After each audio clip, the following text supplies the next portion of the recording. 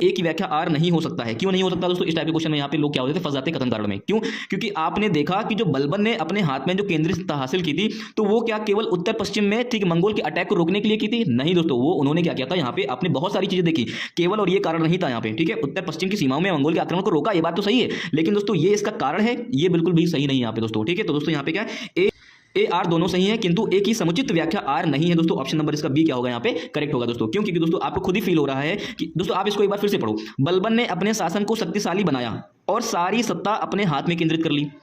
अब दोस्तों कारण में क्या कह रहा है कि उत्तर पश्चिम सीमा को मंगोल आक्रमण से सुरक्षित करना चाहता था, इस वजह से दोस्तों बलबन ने अपनी सारी सत्ता अपने हाथ में कर ली। नहीं दोस्तों, वो शासक था, तो शासक था दोस्तों, उसने क्या किया था यहाँ पे, फारस के कॉन्सेप्ट को यहाँ पे अप्लाई किया था दोस्तों, ठीक है। इसका दोस्तों नॉर्थ वेस्ट फ्रंट तो एक समस्या थी, नॉर्थ वेस्ट फ्रंट तो यहाँ पे क्या थी, बलबन के टाइम पीरियड में एक उनके लिए समस्या थी, एक चैलेंज था दोस्तों। दोस्तों इसका रीजन ये नहीं था कि यहाँ पे दोस्तों क्या है, बलबन यहाँ पे अपने हाथ में सारी पावर्स को स्टैब्लिश कर लेते दोस्तों, वो रूलर से सारी पावर तो स्टैब्लिश करेंगे ही दोस्तों, ठीक है। लेकिन दोस्तों यहाँ पे इसकी व्याख्या तो नहीं कर रहा है दोस्तों, आपको खुद ही एहसास हो रहा होगा कि ये व्याख्या तो नहीं कर रहा है, कि इसका कारण तो नहीं है ये चीज, ठीक है। तो दोस्तों आप यहाँ पे देख रहे हैं ए और आर दोनों सही है, किंतु ए की समुचित व्याख्या आर नहीं करता है दोस्तों, ठीक है। आई होप दोस्तों आप आपसे पूछ सकता है, ऑप्शन में सारी चीजें डाल सकता है कि नॉर्थ वेस्ट फ्रंट को उन्होंने रोकने के लिए क्या यहाँ पे किलो का निर्माण करवाया था, या फिर हलाकू खां के बाद दोस्तों मंगोल अटैक फिर से स्टार्ट हो गए थे दोस्तों। कुछ भी पूछा जा सकता है, आप किसी भी चीज को हल्के में नहीं लेंगे, ठीक है। अब दोस्तों यहाँ पे देखेंगे, अब दोस्तों यहाँ पे देखेंगे कि दीवाने अर्ज की क्या है दोस्तों, की स्थापना की है, ठीक है, जिसको हम लोग क्या बोलते हैं, सैन्य विभाग बोलते हैं, क्या बोलते हैं, सैन्य विभाग बोलते हैं।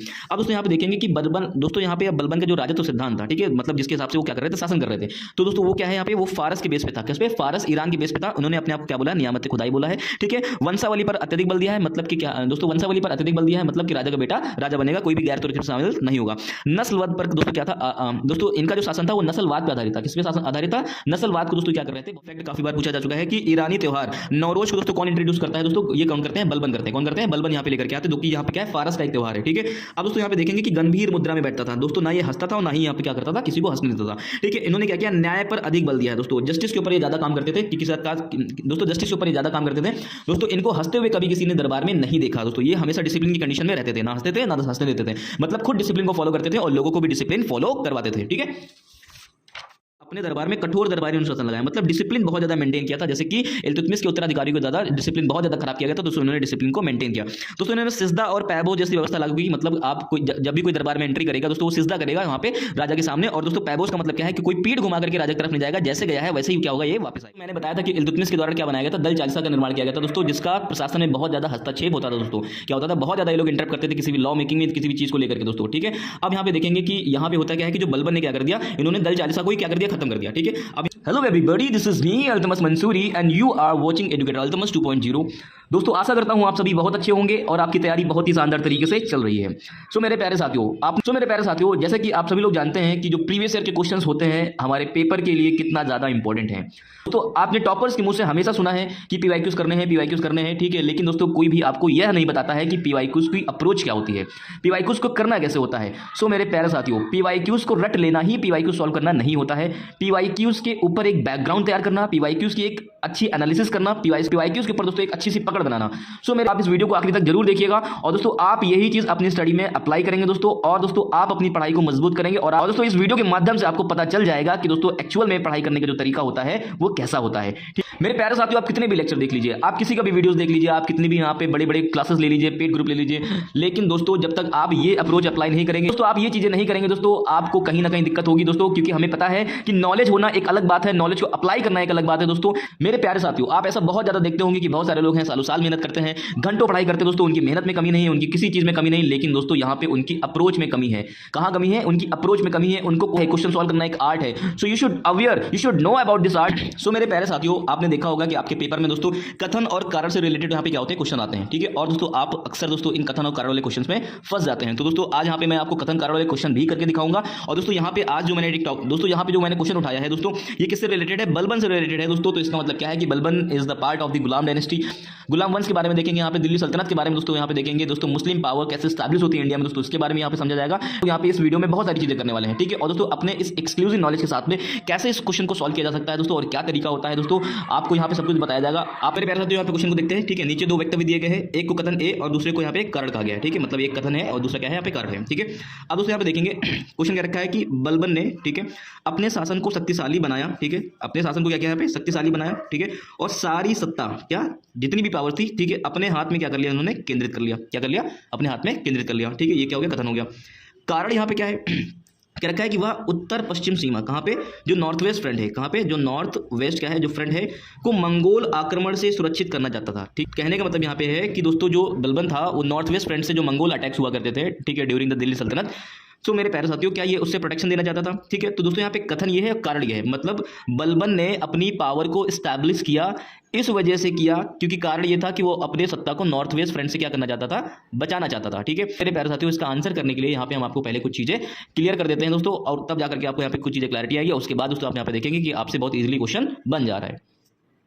सो मेरे प्यारे साथियों, यहाँ पे बात कर लेते हैं दिल्ली सल्तनत के बारे में। ठीक है, 1206 से लेकर के 1526 तक की, मतलब 1526 में बैटल ऑफ पानीपत होता है। ठीक है, हम सब जानते हैं। ठीक है, उसके पहले तक की दोस्तों यहाँ पे क्या रहा है, दिल्ली सल्तनत रही है दोस्तों। अब जो दिल्ली सल्तनत का जो टाइम पीरियड रहा है 1206 से लेकर के 1526 तक की दोस्तों उस टाइम पीरियड में दोस्तों इतने वंशों ने यहाँ पे क्या किया है, इसको रूल किया है। ठीक है, गुलाम वंश, खिलजी वंश, तुगलक वंश, सैयद वंश और लोधी वंश। ठीक है, अब दोस्तों यहाँ पे अब गुलाम वंश के बारे में बात आ गई तो हम लोग थोड़ा सा गुलाम वंश के बारे में बात कर ही लेते हैं। ठीक है, गुलाम वंश के जो संस्थापक दोस्तों उनको गुलाम वंश के जो संस्थापक दोस्तों वो किसको बोला गया है, कुतुबुद्दीन ऐबक को बोला गया, जैसे कि आपको मैंने अभी पहले बताया। ठीक है, जो कुतुबुद्दीन ऐबक होते हैं वो गौरी के क्या होते हैं दोस्तों, गुलाम होते हैं और साथ साथ में उनके दामाद भी होते हैं। ठीक है, तो दोस्तों यहाँ पे गौरी ने इनको शासन करने के लिए इंडिया दे दिया दोस्तों। अब यहाँ पे क्या है, ये शासन कर लेते हैं, लेकिन दोस्तों होता क्या है कि ये शासन तो करने लग जाते हैं, लेकिन दोस्तों ये अभी भी लेकिन इनके ऊपर से गुलाम का टैग नहीं हटता है। ठीक है, गुलाम होने के कारण दोस्तों, गुलाम होने के कारण उन्होंने सुल्तान और बादशाह की उपाधि धारण नहीं की दोस्तों। अगर क्वेश्चन कॉन्सेप्ट के फॉर्म में अगर पूछ लेगा तो आपको इस तरह से फंसाने की कोशिश करेगा। ठीक है, तो आप यहाँ पे कंफ्यूज नहीं होंगे। ठीक है, यहाँ पे गौरी सो मेरे प्यारे साथियों, यहाँ पे ऐबक ने किसी प्रकार की उपाधि धारण नहीं की थी। ठीक है दोस्तों, उसके बाद यहाँ पे देखेंगे कि उन्होंने एक साधारण सी मलिक और सिपाही सलार की उपाधि को क्या किया था,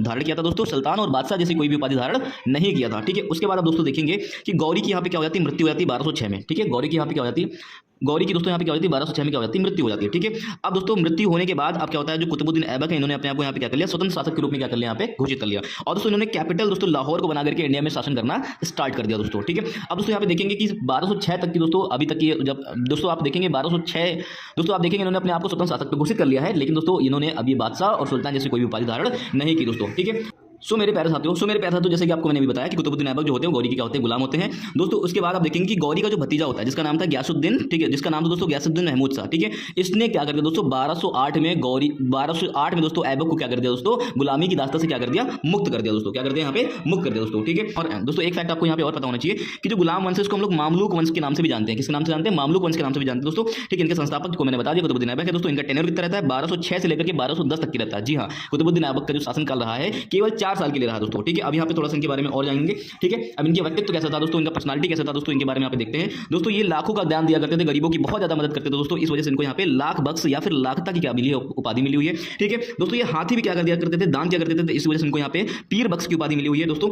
मिनहाज सिराज ने, किसने दोस्तों, मिनहाज सिराज ने इनको हातिम ताई कहा है। क्या कहा है दोस्तों, हातिम ताई कहा है। ठीक है दोस्तों, ये क्या कहते हैं, जो कुरान होती है मुस्लिम की जो हॉली बुक होती है दोस्तों, कुरान मजीद जो होती है, ठीक है, उसको दोस्तों क्या कहते थे, बड़ी सुरीली आवाज में पढ़ते थे, जिसकी वजह से उनको क्या बोलते हैं, कुरान खा की उपाधि भी मिली हुई है। ठीक है, अब दोस्तों इन्होंने यहाँ पे फिर दोस्तों यहाँ पे देखेंगे एक फैक्ट दोस्तों, मैच द फॉलोइंग में पूछा जा चुका है, प्रीवियस द फॉलोइंग में दोस्तों पीसीएस के प्री में पूछा जा चुका है कि जो कुव्वतुल इस्लाम मस्जिद है दोस्तों कहाँ पे है, तो दोस्तों यहाँ पे दिल्ली में है। ठीक है, इसको निर्माण किसने कराया, कुतुबुद्दीन ऐबक ने कराया। ठीक है, फिर दोस्तों यहाँ पे देखेंगे अजमेर, ठीक है, राजस्थान के अजमेर में दोस्तों 2.5 दिन का झोपड़ा बनाया हुआ है। क्या बनाया, 2.5 दिन का दोस्तों झोपड़ा बना हुआ है, उसका निर्माण भी किसने कराया है, कुतुबुद्दीन ऐबक ने बनाया है। ठीक है, अब दोस्तों यहाँ पे क्या देखते हैं कि फिर दोस्तों यहाँ पे देखेंगे दिल्ली में कुतुब मीनार का निर्माण क्या हुआ था दोस्तों, चालू हुआ था। ठीक है, निर्माण क्या हुआ था, प्रारंभ हुआ था दोस्तों, इन्होंने कंप्लीट फिनिशिंग उसको नहीं दी है। ठीक है दोस्तों, उसको कंप्लीट कौन कराता है, इल्तुतमिश कराते हैं, जो कि इनके बाद में आते हैं। ठीक है, तो यहाँ पे कुतुब मीनार का निर्माण प्रारंभ किसने करवाया दोस्तों, तो आप इसमें कंफ्यूज मत होना कि फिनिश किसने कराया और स्टार्ट किसने किया। ठीक है, तो स्टार्ट दोस्तों यहाँ पे किसने किया था, तो दोस्तों स्टार्ट किसने किया था, यहाँ पे कुतुबुद्दीन ऐबक ने किया था। ठीक है, आपने इनके बारे में इतने पॉइंट जान लिए हैं। ठीक है, चलिए इनके बारे में थोड़ा सा फैक्ट और जान लेते हैं।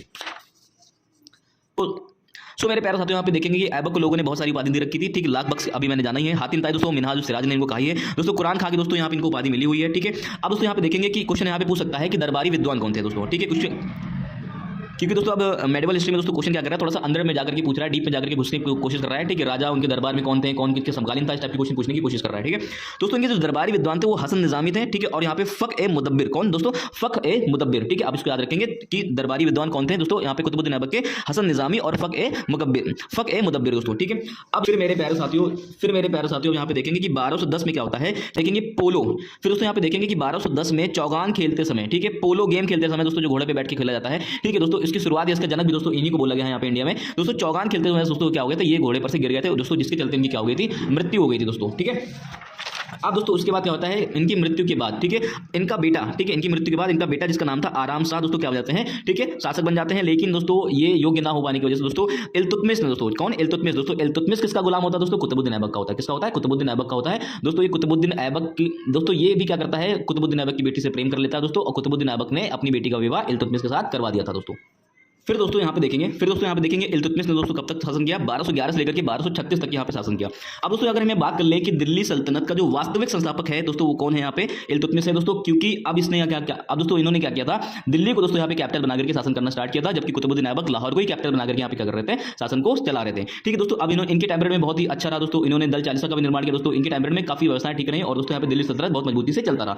लेकिन दोस्तों अब होता क्या है कि इनकी मृत्यु के बाद दोस्तों रुकनुद्दीन फिरोज शाह दोस्तों, कौन, उनका बेटा रुकनुद्दीन फिरोज शाह दोस्तों 1236 से लेकर के 36 तक की, मतलब ये दोस्तों इसका व्यक्तित्व अच्छा ना होने की वजह से दोस्तों क्या होता है कि ये गद्दी पर से हटा दिया जाता है दोस्तों। उसके बाद कौन बनता है, रजिया, ठीक है, रजिया बनती है, जो कि क्या होती है, इल्तुतमिश की बेटी होती है। कौन होती है, इल्तुतमिश की बेटी होती है दोस्तों। और दोस्तों इन्हीं की दोस्तों रजिया इल्तुतमिश की दोस्तों बेटी होती है। इनका टाइम पीरियड कब तक रहा दोस्तों, 1236 से लेकर के 1240 तक की रहा दोस्तों।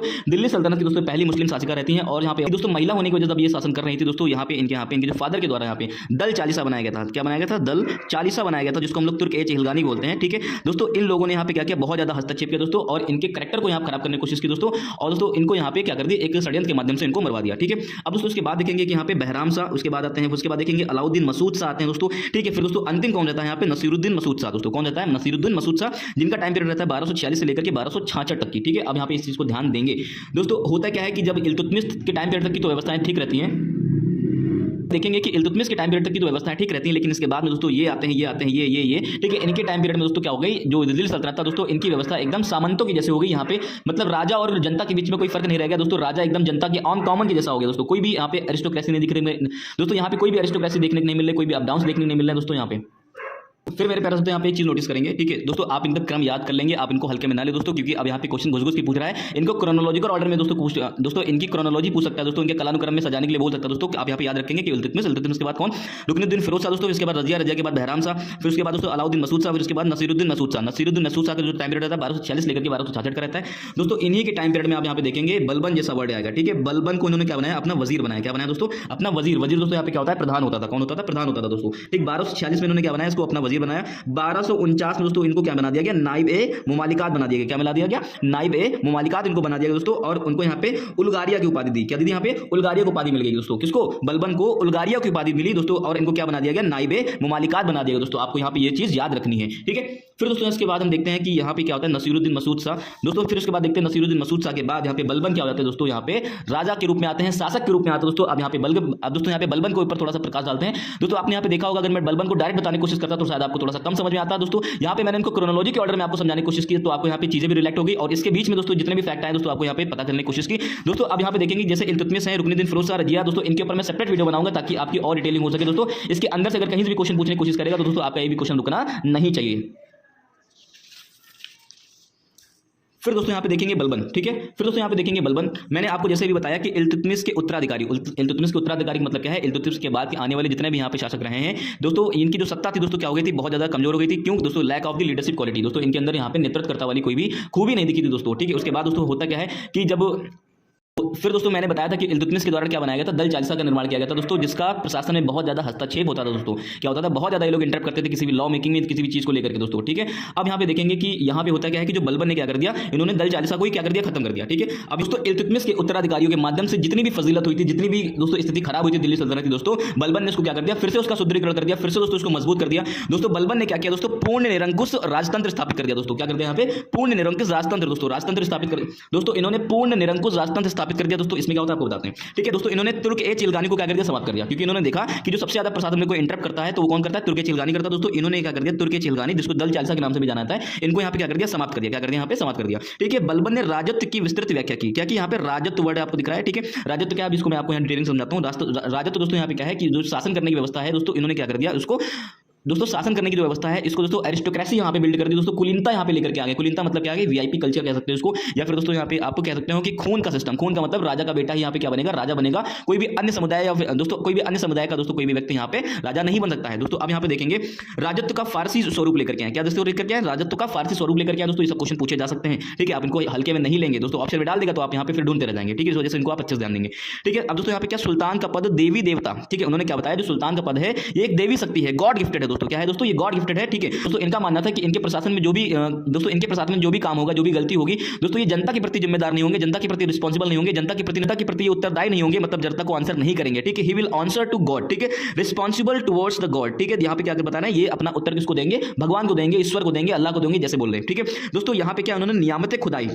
दोस्तों इन्होंने अपने आप को क्या बोला है, दोस्तों इन्होंने अपने आप को नियामत खुदाई बोला, ठीक है। नियामत खुदाई का मतलब क्या है कि ईश्वर का प्रतिनिधित्व, मतलब जहां पे आप देखेंगे बिरसा मुंडा जैसे अपने आप को बोल रहे थे कि ईश्वर ने हमको लोगों की मदद करने के लिए भेजा है, तो दोस्तों यहाँ पे आपको अपने आप को दोस्तों यहाँ पे क्या कर रहे हैं, ईश्वर का प्रतिनिधि के रूप में देख रहे हैं इन्होंने। दोस्तों इन्होंने अपने आप को जिल्ले अल्लाह भी बोला है, ठीक है। यहाँ पे देखेंगे बलबन ने क्या किया था, बलबन ने अपने आप को अफरासियाब, क्या दोस्तों आप इस वर्ड को याद रखेंगे, अफरासियाब नामक पौराणिक साम्राज्य का वंशज बताया। किसका बताया, पौराणिक साम्राज्य का वंशज बताया, जिसका नाम है अफरासियाब, ठीक है। अब दोस्तों यहाँ पे एक चीज और देखेंगे, इन्होंने यहाँ पे क्या किया था दोस्तों, अपने दरबार में कठोर दरबारी अनुशासन लगाया, मतलब डिसिप्लिन बहुत ज्यादा मेंटेन किया था। जैसे कि इल्तुतमिश के उत्तराधिकारी को ज्यादा डिसिप्लिन बहुत ज्यादा खराब किया गया था, तो उन्होंने डिसिप्लिन को मेंटेन किया। दोस्तों इन्होंने सिजदा और पैबो जैसी व्यवस्था लागू की, मतलब आप कोई जब भी कोई दरबार में एंट्री करेगा दोस्तों वो सिजदा करेगा वहां पे राजा के सामने, और दोस्तों पैबोस का मतलब क्या है कि कोई पीठ घुमा करके राजा की तरफ नहीं जाएगा, जैसे गया है वैसे ही क्या होगा, ये वापस आएगा, ठीक है। अब दोस्तों यहाँ पे देखेंगे रक्त की शुद्धता की बात की इन्होंने। रक्त की शुद्धता का मतलब क्या है कि कोई भी गैर तुर्क, क्या गैर तुर्क, ठीक है, प्रशासन में स्थान नहीं लेगा, ठीक है। अब दोस्तों इन्होंने क्या किया, दीवाने अर्ज की क्या है दोस्तों की स्थापना की है, ठीक है, जिसको हम लोग क्या बोलते हैं, सैन्य विभाग बोलते हैं। क्या बोलते हैं, सैन्य विभाग बोलते हैं। अब दोस्तों यहाँ पे देखेंगे कि बलबन, दोस्तों यहाँ पे बलबन का जो राजत्व सिद्धांत था, ठीक है, मतलब जिसके हिसाब से वो क्या कर रहे थे, शासन कर रहे थे, तो दोस्तों वो क्या है यहाँ पे, वो फारस के बेस पे था। किस पे, फारस ईरान के बेस पे था। उन्होंने अपने आप को क्या बोला, नियामत खुदाई बोला है, ठीक है। वंशावली पर अत्यधिक बल दिया है, मतलब कि क्या दोस्तों, वंशावली पर अत्यधिक बल दिया है, मतलब कि राजा का बेटा राजा बनेगा, कोई भी गैर तुर्क में शामिल नहीं होगा। नस्लवाद पर दोस्तों क्या था, दोस्तों इनका जो शासन था वो नस्लवाद पे आधारित था। किस पे शासन आधारित था, नस्लवाद को दोस्तों क्या कर रहे थे, बहुत ज्यादा। तो यहाँ पे देखेंगे ये फैक्ट काफी बार पूछा जा चुका है कि ईरानी त्योहार नौरोज को दोस्तों कौन इंट्रोड्यूस करता है, दोस्तों ये कौन करते हैं, बलबन करते हैं। कौन करते हैं, बलबन यहाँ पे लेकर के आते हैं, जो कि यहाँ पे क्या है, फारस का एक त्योहार है, ठीक है। अब दोस्तों यहाँ पे देखेंगे कि गंभीर मुद्रा में बैठता था दोस्तों, ना ये हंसता था और ना ही यहाँ पे क्या करता था, किसी को हंसने देता था, ठीक है। इन्होंने क्या किया, न्याय पर अधिक बल दिया है दोस्तों, जस्टिस के ऊपर ये ज्यादा काम करते थे, किसी दोस्तों जस्टिस के ऊपर ये ज्यादा काम करते थे दोस्तों। इनको हंसते हुए कभी किसी ने दरबार में नहीं देखा दोस्तों, ये हमेशा डिसिप्लिन की कंडीशन में रहते थे, ना हंसते थे ना हंसने देते थे, मतलब खुद डिसिप्लिन को फॉलो करते थे और लोगों को भी डिसिप्लिन फॉलो करवाते थे, ठीक है। और मेरे प्यारे साथियों यहाँ पे कुछ कॉन्सेप्ट और हैं, आपको इनको समझना चाहिए, ठीक है। दोस्तों इन्होंने क्या किया, दिल्ली के मेवाती संकट को क्या किया, बचाया है। क्या क्या, दिल्ली सल्तनत को मेवाती संकट से क्या किया, बचाया। दोस्तों मेवाती नेता था वो कौन था, मलका। क्या था, मलका को दोस्तों इन्होंने क्या बना लिया था, बंदी बना लिया था। दोस्तों इन्होंने सफलता हासिल की थी कि इन्होंने मेवाती संकट को क्या कर दिया था, रोक दिया था दोस्तों, ठीक है। मेवाती संकट क्या है, इसके बारे में हम डिटेल से बात करेंगे फिर अगले वीडियो में, ठीक है। दोस्तों इन्होंने क्या किया था, मंगोलों के साथ दोस्तों क्या किया था, मंगोलों के साथ यहाँ पे क्या की थी, डिप्लोमेटिक रिलेशन स्टैब्लिश किए थे दोस्तों। यहाँ पे मतलब क्या है कि दोस्तों डिप्लोमेटिक रिलेशन स्टैब्लिश किए थे, कूटनीतिक संबंध स्थापित किए थे दोस्तों। उस टाइम जो इनका नेता था वो कौन था, हलाकू खान था दोस्तों। कौन था, हलाकू खान था। लेकिन होता क्या दोस्तों, होता क्या है कि जो मंगोल नेता हलाकू खान था, इसकी डेथ हो जाती है। क्या हो जाती है, डेथ हो जाती है। लेकिन दोस्तों जब दोस्तों यहाँ पे इनकी मृत्यु हो जाती है after the death of Hulagu Khan, ठीक है, मंगोल अटैक अगेन स्टार्ट, ठीक है। जो मंगोल के आक्रमण थे वो क्या हो गया, नॉर्थ वेस्ट रीजन में फिर से स्टार्ट हो गए दोस्तों, ठीक है। फिर दोस्तों इन्होंने इसको रोकने के लिए यहाँ पे क्या किया है, बहुत सारे किलो, अनेक किलो का क्या किया यहाँ पे इन्होंने निर्माण चालू किया था दोस्तों। आप इस चीज को याद रखेंगे, कॉन्सेप्ट के फॉर्म में आपसे पूछ सकता है, ऑप्शन में सारी चीजें डाल सकता है कि नॉर्थ वेस्ट फ्रंट को उन्होंने रोकने के लिए क्या यहाँ पे किलो का निर्माण करवाया था, या फिर हलाकू खान के बाद दोस्तों मंगोल अटैक फिर से स्टार्ट हो गए थे दोस्तों। कुछ भी पूछा जा सकता है, आप किसी भी चीज को हल्के में नहीं लेंगे, ठीक है। अब दोस्तों यहाँ पे देखेंगे कि बलबन, दोस्तों जो बलबन था वो इल्तुतमिश का दास था। क्या था दोस्तों, यहाँ पे इल्तुतमिश का दास है, ठीक है। अब दोस्तों ये जो बलबन था ये इल्बरी वंश का तुर्क था। कौन सा तुर्क था दोस्तों, इल्बरी वंश का क्या था, यहाँ पे तुर्क था, ठीक है। दोस्तों दिल्ली का ये पहला ऐसा शासक था जिसने क्या किया था, राजत्व का सिद्धांत यहाँ पे क्या किया था, ग्रहण किया था दोस्तों, ठीक, जो कि कहाँ की बेस था दोस्तों, फारस के आधारित था, ठीक है। अब दोस्तों यहाँ पे देखेंगे एक फैक्ट आपको और जानना चाहिए कि अमीर खुसरो दोस्तों, अमीर खुसरो ने अपना जो साहित्यिक जीवन है दोस्तों, क्या अपना जो साहित्यिक जीवन है दोस्तों, इन्हीं के शासनकाल में क्या किया था, प्रारंभ किया था दोस्तों। अब दोस्तों इनके बाद दोस्तों 7 सुल्तानों का इन्होंने क्या किया है, दरबार देखा है दोस्तों, ठीक है। जो अमीर खुसरो की जो शुरुआत होती है वो कहाँ पे होती है दोस्तों, वो बलबन के टाइम पीरियड से होती है। साथियों जैसे कि आपने बलबन के बारे में इतने फैक्ट देखे, दिल्ली सल्तनत के बारे में कुछ फैक्ट जाने दोस्तों, ठीक है। अभी यहाँ पे फिर आने वाली वीडियोस में दोस्तों यहाँ पे इल्तुतमिश के बारे में, रजा के बारे में, इनके अन्य जो भी रूलर्स हैं इनके बारे में डिटेल से बात करेंगे, क्योंकि क्वेश्चन बलबन से रिलेटेड था, तो यहाँ पे बलबन को मैंने ज्यादा फोकस किया है, ठीक है। तो अब यहाँ पे देखेंगे बलबन ने अपने शासन को शक्तिशाली बनाया, सही बात है, क्योंकि अल्तमस दोस्तों, क्योंकि होता क्या है कि इल्तुतमिश के उत्तराधिकारियों के बाद दोस्तों यहाँ पे क्या हो गया था, जो दिल्ली सल्तनत था उसकी जो व्यवस्था थी एकदम सामंतों की जैसे हो गई थी, मतलब एकदम कॉमन हो गया था, कोई डिसिप्लिन में वहाँ पे मेंटेन नहीं था, और दल चालिसा का वहाँ पे बहुत ज्यादा हस्तक्षेप हुआ करता था दोस्तों। इसी तरह दोस्तों आपकी मेंस की तैयारी भी हो जाती है। रहती है, क्वेश्चन पूछ लेता है, जब आप इसी तरह फैक्ट वहाँ पे डालते हैं दोस्तों आपका आंसर अच्छा हो जाता है। ठीक, फिर आप यहाँ पे देखेंगे, फिर दोस्तों आप यहाँ पे देखेंगे कि बलबन ने अपने शासन को शक्तिशाली बनाया और सारी सत्ता अपने हाथ में केंद्रित कर लिया। दोस्तों बिल्कुल सही बात है, जैसा कि आपने पीछे देखा है। ठीक है, वह उत्तर पश्चिम सीमा को मंगोल आक्रमण से सुरक्षित करना चाहता था। ठीक है, ये भी बात बिल्कुल सही है कि वो उसने क्या किया था दोस्तों, हलाकू खान से क्या किया था, वहां पे उसने समझौता किया था, एक उनके साथ डिप्लोमेटिक रिलेशन स्टैब्लिश किए थे दोस्तों, कूटनीतिक संबंध स्थापित किए थे। लेकिन दोस्तों अब यहाँ पे क्वेश्चन क्या रखा है कि ए आर दोनों सही है, सही बात है, दोनों ही सही है। ए की दोस्तों ए की समुचित व्याख्या आर है। ठीक है, मतलब ए की जो व्याख्या है वो आर है, तो ए की व्याख्या आर नहीं हो सकता है। क्यों नहीं हो सकता दोस्तों, इस टाइप के क्वेश्चन में यहाँ पे लोग क्या होते थे, फंस जाते कथन कारण में। क्यों? क्योंकि आपने देखा कि जो बलबन ने अपने हाथ में जो केंद्रीय सत्ता हासिल की थी, तो वो क्या केवल उत्तर पश्चिम में ठीक मंगोल के अटैक को रोकने के लिए की थी? नहीं दोस्तों, वो उन्होंने क्या किया था, यहाँ पे आपने बहुत सारी चीजें देखी, केवल और ये कारण नहीं था यहाँ पे। ठीक है, उत्तर पश्चिम की सीमाओं में मंगोल के आक्रमण को रोका, ये बात तो सही है, लेकिन दोस्तों ये इसका कारण है, ये बिल्कुल भी सही नहीं है यहाँ पे दोस्तों। ठीक है, तो दोस्तों यहाँ पे क्या है, ए और आर दोनों सही है, किंतु ए की समुति दोस्तों ए आर दोनों सही है, किंतु ए की समुचित व्याख्या आर नहीं है दोस्तों। ऑप्शन नंबर इसका बी क्या होगा यहाँ पे, करेक्ट होगा दोस्तों। क्यों? क्योंकि दोस्तों आपको खुद ही फील हो रहा है कि दोस्तों आप इसको एक बार फिर से पढ़ो, बलबन ने अपने शासन को शक्तिशाली बनाया और सारी सत्ता अपने हाथ में केंद्रित कर ली। अब दोस्तों कारण में क्या कह रहा है कि उत्तर पश्चिम सीमा को मंगोल आक्रमण से सुरक्षित करना चाहता था, इस वजह से दोस्तों बलबन ने अपनी सारी सत्ता अपने हाथ में कर ली। नहीं दोस्तों, वो शासक था, तो शासक था दोस्तों, उसने क्या किया था यहाँ पे, फारस के कॉन्सेप्ट को यहाँ पे अप्लाई किया था दोस्तों। ठीक है, इसका दोस्तों नॉर्थ वेस्ट फ्रंट तो एक समस्या थी, नॉर्थ वेस्ट फ्रंट तो यहाँ पे क्या थी, बलबन के टाइम पीरियड में एक उनकी लिए समस्या थी, एक चैलेंज था दोस्तों। दोस्तों इसका रीजन ये नहीं था कि यहाँ पे दोस्तों क्या है, बलबन यहाँ पे अपने हाथ में सारी पावर्स को स्टैब्लिश कर लेते दोस्तों, वो रूलर से सारी पावर्स तो स्टैब्लिश करेंगे ही दोस्तों। ठीक है, लेकिन दोस्तों यहाँ पे इसकी व्याख्या तो नहीं कर रहा है दोस्तों, आपको खुद ही एहसास हो रहा होगा कि ये व्याख्या तो नहीं कर रहा है, कि इसका कारण तो नहीं है ये चीज। ठीक है, तो दोस्तों आप यहाँ पे देख रहे हैं ए और आर दोनों सही है, किंतु ए की समुचित व्याख्या आर नहीं करता है दोस्तों। ठीक है, आई होप दोस्तों आपको ये वीडियो अच्छा लगा होगा दोस्तों। इसी तरीके से कॉन्सेप्ट दोस्तों हम आपको यहाँ पे बहुत सारी चीजें कवर कर रहे हैं दोस्तों, आपको हम यहाँ पे सिखा रहे हैं कि दोस्तों कैसे कॉन्सेप्ट अप्लाई किए जाते हैं दोस्तों, कैसे दोस्तों आप यहाँ पे अपनी पढ़ाई को मजबूत करेंगे दोस्तों। आई होप दोस्तों आपको ये वीडियो अच्छा लगा होगा, तो अगर हाँ चैनल पे नए हो तो चैनल को सब्सक्राइब करना ना भूलें। पेपर तक की दोस्तों पूरा ही साथ दिया जाएगा दोस्तों, इसी टाइप का कंटेंट हमारे पूरे ग्रुप में पड़ा हुआ है दोस्तों। हर एक टॉपिक के ऊपर मैंने यहाँ पे टॉपिक्स बना दोस्तों, हर एक टॉपिक हर एक सब्जेक्ट के ऊपर यहाँ पे मैंने वीडियोस दे रखे हैं।